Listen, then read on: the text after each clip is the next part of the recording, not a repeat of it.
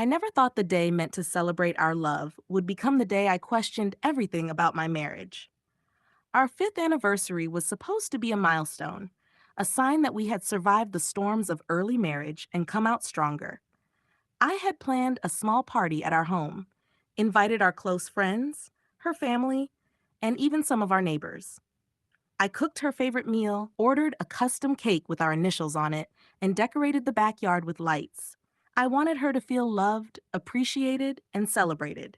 She arrived home an hour late, already dressed up, wearing a short red dress that I had never seen before. Everyone complimented her, and she basked in the attention like a queen. I didn't mind.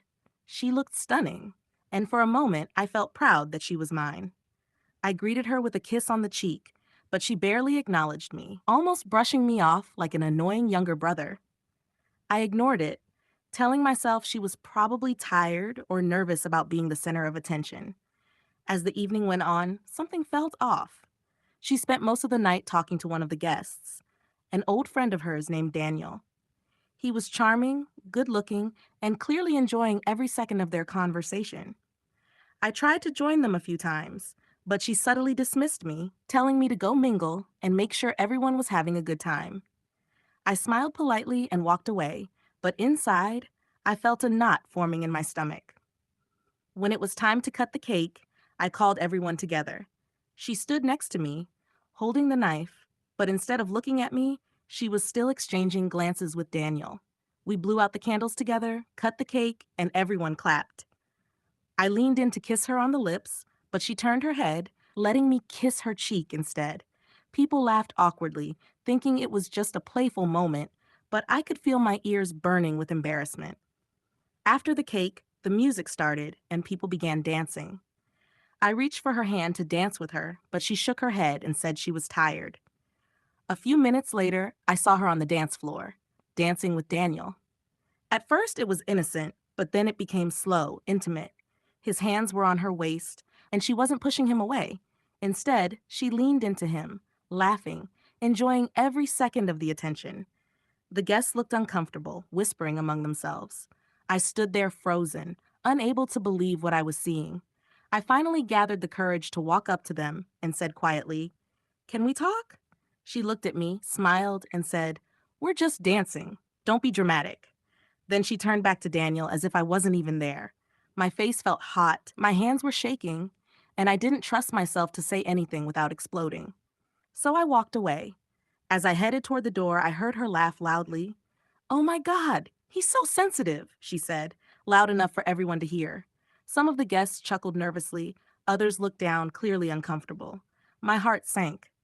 She wasn't just ignoring me, she was humiliating me in front of everyone. I grabbed my jacket and left the house. I drove aimlessly for over an hour, my mind spinning. I kept asking myself what went wrong, how we got here, and why she thought it was okay to treat me this way. I wanted to cry, but anger burned hotter than my tears. By the time I got back home, most of the guests had left. She was sitting on the couch, scrolling through her phone as if nothing had happened. "You just left your own party?" she said flatly when she saw me. "You humiliated me," I replied, my voice low but steady. She shrugged. "You're overreacting? It was just dancing." "Dancing? You ignored me the whole night, flirted with him, and then laughed at me in front of everyone. Do you even realize how that made me feel?" She rolled her eyes. "You're making this a big deal for no reason. Maybe if you weren't so insecure, you could have joined us instead of sulking." That was it.